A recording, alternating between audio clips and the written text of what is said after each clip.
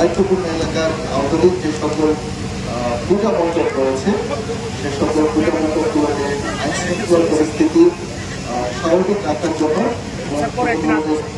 Vandalism যাতে না ঘটে বা কোনো স্বার্থান্বেষী মহল যাতে কোনো ধরনের সমস্যা সৃষ্টি করতে না পারে, পূজা মণ্ডপে যাতে পূজা অর্চনা সুন্দরভাবে এবং সুস্থভাবে পরিচালনা করতে পারে সেই মর্মে আমরা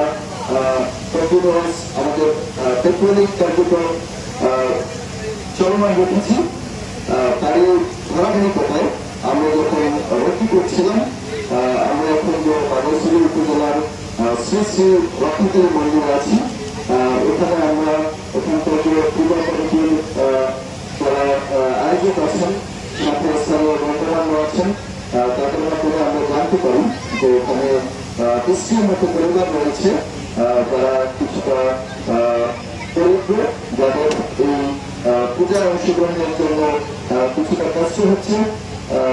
সেটা শোনার পরে আমরা চেষ্টা করেছি একটু আমাদের মানুষজন সাধারণ উপযোগীর পক্ষ থেকে তাদের পাশে দাঁড়ানো।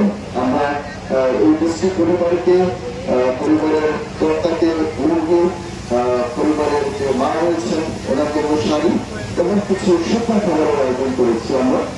যদিও এটা নিতান্ত ছোট প্রয়াস, বাট আমাদের আন্তরিকতা অনেক বেশি।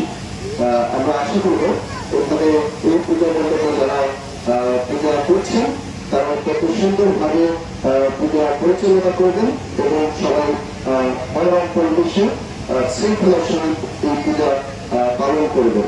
আমরা শুধু একটি কথা বলবো যে পার্বত্য চট্টগ্রামের